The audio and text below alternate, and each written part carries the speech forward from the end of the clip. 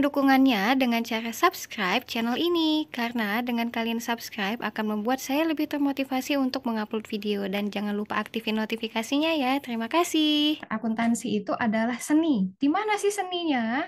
Kan ini hitungan, Kak. Kok bisa ada seni? Di sini kan tidak ada menggambar.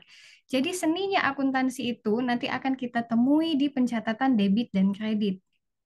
Di mana nanti debit itu harus masuk dan kredit itu harus satu tab jaraknya kalau kita pakai komputer. Nah, di situ seni. Dan seninya lagi, akuntansi itu harus balance. Kalau kata anak-anak akuntansi itu, kalau nggak balance nanti hasilnya berarti nggak benar. Gitu kan? Nggak balance itu rasanya mau mati, mau meninggal, kayak gitulah kata-kata anak-anak tuh. Nah, jadi seninya itu harus menyamakan antara sisi debit dan sisi kredit. Adapun proses akuntansi itu mulai dari proses pencatatan, kayak kata Zidna tadi. Ada proses pengelompokan, di mana pengelompokan itu adanya di buku besar. Kemudian ada pengikhtisaran, di mana itu adanya di jurnal penyesuaian. Kemudian ada laporan, seperti yang disampaikan oleh Rama tadi, ada laporan keuangan. Baru dibuat jurnal penutup dan jurnal pembalik. Itu satu siklus tentang akuntansi sederhana. Nah, akuntansi ini dicatat pada setiap perusahaan. Perusahaan yang ada di Indonesia itu, atau yang ada di dunia itu dibagi menjadi tiga golongan. Yang pertama itu ada perusahaan jasa, perusahaan dagang, dan perusahaan manufaktur. Ada yang bisa kasih contoh perusahaan jasa? Contoh perusahaannya? JNT, JNI, Kak. Iya, JNT, JNE. Berarti itu lebih ke jasa pengiriman ya. Nah, itu maksudnya perusahaan jasa. Dia lebih ke tentang apa ya? Tentang jasa lah yang ditawarkan. Ada bimbel, ada rumah sakit, ada tadi jasa pengiriman dan lain-lain. Yang kedua itu ada perusahaan dagang. Ada yang tahu contoh perusahaan dagang?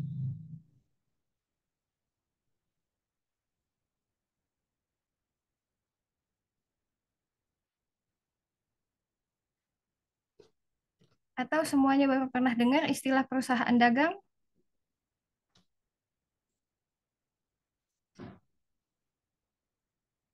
Oke. Kalau Nah, Indomaret ikutnya perusahaan dagang nggak, Kak? iya, benar kata Zidna. Indomaret itu masuknya ke perusahaan dagang. Jadi perusahaan dagang itu apa, Kak? Nah, sama hal yang mau kita bahas hari ini. Izin share screen Kakak sudah masuk belum? Sudah, Kak. Oke. Nah, jadi perusahaan dagang itu perusahaan yang tujuannya itu hanya menjual barang kemudian untuk dijual kembali. Gini nih, dia itu beli barang dalam jumlah banyak. Kemudian barang-barang itu dijual kembali dalam bentuk eceran. Contoh, kita ini yang punya Indomaret. Indomaret itu ada nggak produk dari Indomaret sendiri? Kebanyakan produknya itu hasil dia beli dari industri kan? Iya, Kak. Ya, sehingga Indomaret itu kayak kata Zidna itu masuk ke perusahaan dagang karena di dalamnya tidak ada proses produksi. Dia hanya membeli barang jadi dalam bentuk banyak, dalam bentuk grosir, kemudian dijual dalam bentuk eceran. Nah, itu perusahaan dagang. Di perusahaan dagang ini kebanyakan prosesnya itu dilakukan secara kredit. Kenapa kredit? Jadi, misalnya kita yang punya Indomaret nih, berarti kita kan beli dalam jumlah banyak. Nah, kita pakai sistem kredit dulu nih. Nanti pas di akhir bulan atau sesuai dengan syarat pembayaran, baru kita bayar ke pihak-pihak perusahaan tempat kita beli. Misal, kita ini jualan mie instan. Perusahaan yang jual mie instan itu, ada yang tahu nama PT-nya atau nama perusahaannya? Indofood. Ya, PT Indofood. Nah, berarti kan kita beli mie dalam banyak kardus itu, dalam banyak barang itu di PT Indofood. Nah, nanti pembayarannya misalnya di akhir atau di akhir bulan atau sesuai syarat pembayaran yang disepakati. Nah, terus karena tadi sistemnya kredit, berarti di sini akan memunculkan istilah utang dan piutang. Ya, terus karena tadi belinya dalam skala banyak, dalam jumlah grosir, berarti kan itu ada ongkos angkut. Ongkos angkut ditanggung siapa, Kak? Tergantung kesepakatan awal. Mau ditanggung oleh Indofood atau ditanggung oleh Indomaret kita. Nah, kebanyakan itu ditanggung oleh si pembeli atau si Indomaret. Sehingga harga jual nanti ke konsumen itu agak tinggi karena dimasukkan dengan biaya angkut tadi. Begitu. Nah, yang ketiga itu tadi ada perusahaan manufaktur. Perusahaan manufaktur itu apa, Kak? Perusahaan yang memproduksi barang. Contohnya tadi kayak PT Indofood, kata Zidna. Jadi, perusahaan di Indonesia itu ada tiga. Perusahaan jasa, dagang, dan manufaktur. Sampai konsep awal ini, ada yang mau ditanyakan atau ada yang masih bingung?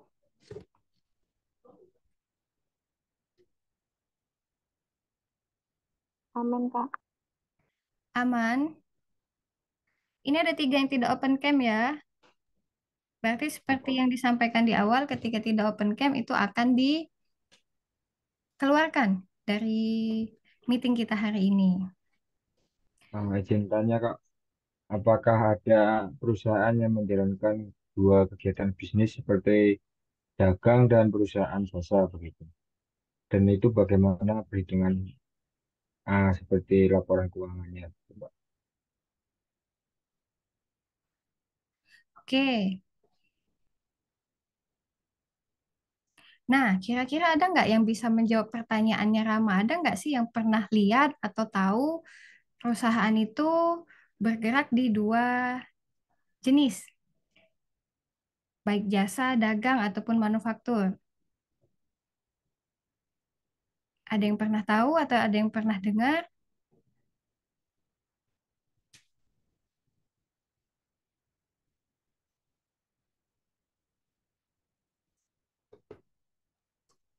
Enggak, Kak. Enggak, kata Olivia. Yang lain bagaimana? Tidak. Oke, Zahida juga bilang tidak. Jadi, apa ya namanya? Di satu perusahaan itu memungkinkan dia punya dua jenis laporan keuangan. Maksudnya, memungkinkan dia bergerak dalam dua dua cabang industri. Misal, dia itu sebagai produsen, memungkinkan juga dia untuk sebagai penjual ke tempat-tempat atau ke perusahaan dagang. Jadi tidak tidak menutup kemungkinan dia itu produsen dan dia itu juga sebagai perusahaan dagang, manufaktur atau perusahaan dagang. Berarti nanti pencatatannya itu ada dua. Ada pencatatan untuk manufakturnya dan ada pencatatan untuk ininya, perusahaan dagangnya. Begitu, Rama. Oke, sampai sini ada yang lagi yang mau Oke, ditanyakan? ya. Oke, kita lanjut. Jadi, karena tadi kita sesuai hasil vote, hari ini kita akan bahas tentang jurnal khusus dan jurnal umum yang ada di perusahaan dagang. Tadi kita sudah bahas sekilas tentang apa itu perusahaan dagang, jenisnya, contohnya. Nah, sekarang di perusahaan dagang itu ada dua tipe pencatatan jurnal. Ada yang masih ingat gak sih pengertian jurnal?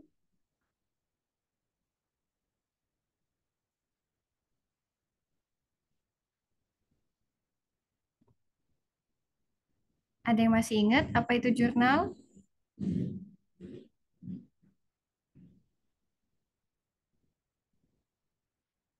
Oke, jadi jurnal itu catatan harian. Kalau di kita nih, biasa nyebutnya itu diary. Biasa kan kita cewek-cewek itu nulis diary, Dear diary, hari ini, apa yang dilakukan dari awal sampai dari bangun tidur sampai mau tidur. Nah, itu juga di akuntansi. Jurnal itu adalah catatan harian transaksi. Berarti di sini harus ada bukti transaksinya, baik kwitansi, nota, ataupun stok pembayaran dan lain-lain yang menguatkan kalau dia itu adalah transaksi penggunaan uang. Nah, jurnal itu ada dua jenisnya. Ada jurnal umum dan jurnal khusus untuk di perusahaan dagang. Jurnal umum apa, Kak? Jurnal umum itu sama seperti yang ada di perusahaan jasa. Tapi kalau di perusahaan jasa itu kan semuanya dicatat di jurnal umum. Sedangkan perusahaan dagang, dia itu hanya mencatat retur. Apa itu retur, Kak? Retur adalah pengembalian barang. Misal nih, teman-teman pernah nggak sih beli barang online, terus barangnya nggak sesuai dengan apa yang kalian beli? Kira-kira apa yang dilakukan kalau barang yang sampai atau yang diterima itu nggak sesuai? Direktur, Kak. Kembalikan, Kak. Dikembalikan di retur, itu nanti pencatatannya masuk ke jurnal umum. Nah, jurnal umum ini ada dua tipe. Ada untuk retur pembelian, ada untuk retur penjualan. Maksudnya apa, Kak? Kita balik lagi. Kalau kita membahas akuntansi perusahaan dagang, kita akan bertemu dengan 6 akun. Ada harta, utang, modal, pendapatan, beban. Maaf, harta, utang, modal, pembelian, penjualan, beban. Di mana yang harus kita pahami itu seperti ini. Ada jari yang berdiri, ada jari yang nunduk. Untuk jari yang berdiri, ini ada harta, pembelian, sama beban. Jari yang berdiri ini, dia bertambah di posisi debit. Jadi, harta, pembelian, sama beban itu bertambah di sisi debit. Utang, modal, penjualan bertambah di sisi kredit. Oke, kita harus paham dulu dengan konsep dasar ini. Ada harta, beban, pembelian sama beban di debit, utang, modal, penjualan di kredit. Sehingga ketika kita beli barang, barang yang kita beli itu dikembalikan karena rusak atau karena tidak sesuai, berarti barang yang kita beli menjadi berkurang. Kalau kita beli barang kan dia bertambah di debit. Kalau dia berkurang masuknya kemana? Berarti ke kredit. Sehingga retur pembelian ini kita buat dia di sisi kredit. Iya, di debitnya apa? Tergantung. Kita belinya itu secara cash, tunai, atau kredit. Kalau tunai berarti di debitnya ada kas. Kalau kredit berarti di debitnya ada utang dagang. Nah, terus yang kedua itu ada retur penjualan. Retur penjualan kenapa di debit, Kak? Kakak tanya lagi. Tadi posisi penjualan normalnya itu di debit atau di kredit? Dia ada di jari manis.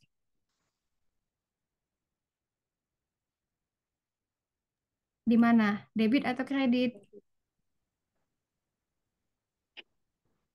Kredit, Kak. Di kredit. Nah, karena di kredit, ketika barang yang kita jual dikembalikan oleh konsumen, berarti barang yang kita jual itu bertambah lagi kan ke kita.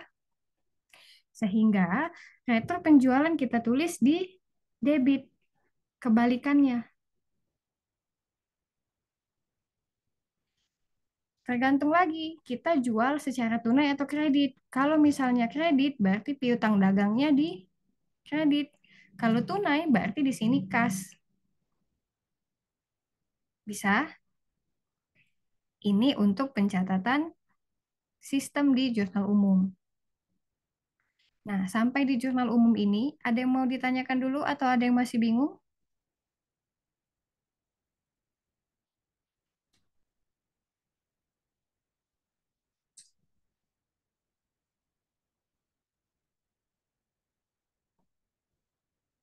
Semuanya bisa? Maaf, bisa diulangin buat yang di sisi kredit dan sisi debit, Kak. Itu si debit, si kredit untuk retur pembelian atau retur penjualan, Rama. Untuk setiap bertambahnya seperti harta bertambah, utang bertambah Oh, seperti itu di sisi mana? baik. Kakak minta semua tangannya begini. Ini untuk akuntansi ya, bukan melambangkan apapun. Sudah. Nah, di jempol kanan itu kita ingat sebagai harta. Di telunjuk itu utang. Di jari tengah itu modal. Di jari manis itu penjualan. Di jari kelingking ini beban pembelian, di jempol kiri itu beban. Oke, kan ada 3 jari yang berdiri, ada 3 jari yang menunduk. 3 jari yang berdiri itu masuk ke debit, 3 jari yang menunduk itu masuk ke kredit. Jadi apa aja yang didebit, Kak? Tadi di jempol kanan itu apa? Harta. Ya, Harta. ada harta. Di kelingking kanan itu ada Pembelian. pembelian. Di jempol kiri itu ada Beban. beban. Beban. Nah, itu bertambahnya di debit. Berarti kalau Debit. dia berkurang di mana? Kebalikannya, dia di kredit. Kredit. Iya. Nah, terus yang di kredit ada apa aja? Jari telunjuk tadi apa? Utang. Hutang. Jari tengah, Modal. modal. Dan Jari manis, penjual. Penjualan. jualan. Dia saldo normalnya ada di kredit. Kredit. Ketika dia berkurang ada di debit. Nah, ketika kita paham konsep ini, nanti mau dibalik apapun oleh transaksi, kita akan paham. Setelah ini kita akan coba latihan soal. Kita bahas satu transaksi untuk apa ya, pengentrian data ke jurnal umum dan jurnal khusus. Yang penting tadi kita harus paham sama konsep ini. Bisa, Rama? Dan yang lain? Ya, udah paham. Oke. Kalau bisa. Oke. Nanti kalau ada yang bingung langsung hands up atau langsung tanya aja ya. Baik, Kak. Kita lanjut ke jurnal khusus. Nah, karena tadi jurnal itu catatan harian, berarti ada catatan yang kemungkinan diulang. Bagaimana itu maksudnya, Kak? Kita tadi kan Indomaret, perusahaan dagang. Memungkinkan kalau kita melakukan pembelian ke PT Indofood itu berkali-kali. Misal, kita ini sudah stok untuk 10 hari, 10 kardus mie. Ternyata dalam 10 hari, 10 kardus itu sudah habis. Apa yang kita lakukan selanjutnya? Kita beli atau kita stop pembelian mie, stop penjualan mie. Membeli lagi. Kita beli lagi. Sehingga kita dalam 1 bulan itu sudah ada 2 kali pembelian ke PT Indofood. Nah, itu fungsinya jurnal khusus. Jurnal khusus itu hanya mencatat yang rutin kita lakukan setiap bulan. Jurnal khusus isinya ada apa aja, Kak? Isinya itu ada jurnal pembelian, ada jurnal penjualan, ada jurnal penerimaan kas, dan pengeluaran kas. Kita bahas satu-satu. Jurnal pembelian atau purchase journal. Jurnal pembelian yang teman-teman harus ingat itu adalah kita beli secara kredit. Artinya, kalau kita beli kredit, itu utang atau piutang konsepnya? Utang. Utang. Utang. Berarti karena kita beli, tapi belum bayar. Namanya utang. Nah, untuk jurnal pembelian itu punya format pencatatannya tersendiri, seperti yang ada di layar saat ini. Ada kolom tanggal, nomor faktur, akun yang dikredit, ada bagian debitnya apa, bagian kreditnya apa. Untuk lebih jelasnya nanti kita langsung ke contoh. Yang penting yang perlu dipahami di sini, yang masuk di jurnal pembelian adalah transaksi kita beli, tapi secara utang atau kredit. Bisa di sini? Bisa, Kak. Oke. Nah, kalau ada jurnal pembelian, berarti ada jurnal penjualan. Kebalikannya. Di sini kita melakukan penjualan, tapi secara kredit. Kita jual tapi belum dapat uang. Itu disebut apa? Utang atau piutang? Utang. Piutang. Piutang. Iya. Sehingga bentuk format jurnal penjualan itu seperti di layar saat ini. Piutang masuk di debit. Karena piutang tadi adanya di harta. Harta bertambah di debit. Terus penjualan tadi adanya di jari manis. Dia di debit atau kredit? Kredit. Di Kredit. kredit. Iya. Nah, jadi gitu. Ini format dari jurnal penjualan. Jadi sudah bisa membedakan jurnal pembelian dan penjualan? Bisa. Ada yang mau ditanyakan dulu sampai sini?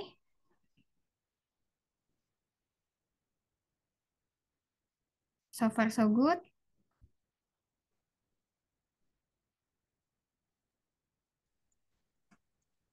Oke. Himbauan terakhir, kakak minta semua untuk open cam. Kalau tidak, berarti kakak minta tolong Kak Ahmad untuk kita keluarkan saja yang tidak open cam. Terima kasih ya. Kita lanjut ke jurnal penerimaan kas. Di jurnal penerimaan kas, sesuai dengan namanya nih, ini apa ya namanya ini? PowerPoint-nya akan dibagikan di grup karena semuanya tergabung di grup kan? Jadi tidak perlu difoto atau di Iya, screen. Kak. Jadi bisa fokus dulu untuk belajar. Dan ini nanti record pembelajarannya juga kakak unggah di YouTube. Jadi bisa diulang-ulang. Oke. Nah, di jurnal penerimaan kas. Kalau penerimaan kas berarti kita dapat uang atau kita keluar uang konsepnya? Dapat Uang. Mendapatkan uang. Iya, kita dapat uang. Uang. Uang Berarti masuk ke kita. uang masuk ke kita. Berarti apapun transaksi yang berkaitan dengan kita dapat uang, kita masukkan di jurnal penerimaan kas. Apa aja itu, Kak? Transaksi kita dapat uang. Yang pertama, ada penjualan tunai. Kalau kita jual secara tunai, kita dapat duit kas enggak? Dapat. Dapat. Oh, iya. Ketika ada orang bayar piutang, kita dapat uang. Ketika kita dapat pinjaman dari bank, berarti kita dapat uang. Kas. Tapi secara kredit. Iya, tapi secara kredit. Maksudnya gimana, Kak? Gini, kita nih mengajukan pinjaman nih ke bank. Misal kita nih perusahaan baru, masih butuh modal. Sehingga kita mengajukan pinjaman modal di bank. Dapatlah pinjaman modal sekian ribu atau sekian juta oleh bank. Pencatatan awalnya masuk ke mana? Pencatatan awalnya masuk ke penerimaan kas. Masuknya di kolom kas. Nanti di bagian ini pastikan di debit. Di bagian kreditnya apa? Kita masukkan di serba-serbi. Jadi serba-serbi ini isinya hal-hal yang tidak ada di kolom yang disediakan. Kenapa tadi kita masukkan di serba-serbi, Kak? Karena tadi kita dapat pinjaman dari bank. Kayak kata Zidna tadi, kalau itu kredit artinya utang. Berarti di serba-serbi ini kita kasih kolom keterangan utang bank. Di mana tadi kita sepakat kalau utang itu adanya di kredit. Nah, makanya nanti kita tulisnya di kredit bagian serba-serbi. Bisa? Kita ke jurnal sebaliknya. Kalau ada penerimaan kas, berarti ada pengeluaran kas. Kalau tadi hal-hal yang berkaitan dengan kita dapat uang, kalau yang saat ini hal-hal yang berkaitan dengan kita mengeluarkan uang. Apa aja, Kak, uang yang kita keluarkan? Misal yang pertama, kita beli secara tunai. Berarti kita keluar uang kas kan? Iya, Iya. Kak. Terus kalau kita bayar utang pakai uang apa? Uang kas juga. Uang Nah, kas. kalau kita bayar beban pakai uang apa? Kas juga. Uang kas. Kas juga. Nah, jadi pengeluaran kas ini mencatat hal-hal yang kita keluarkan uang. Kalau nggak keluar uangnya nggak usah dicatat di sini. Jadi di jurnal khusus itu ada berapa jurnal tadi? Ada 4. Ada 4. Ada apa aja tadi? Jurnal pembelian, Pembelian, jurnal penjualan, penjualan, penerimaan penerimaan kas, dan pengeluaran kas. pengeluaran kas. Nah, sampai konsep dasar ini, ada yang mau ditanyakan atau ada yang masih bingung sebelum kita masuk ke contoh? Oke, kalau gitu semoga sharing hari ini bermanfaat untuk semua dan semoga apa-apa yang sudah kita pelajarin tadi itu tetap diingat.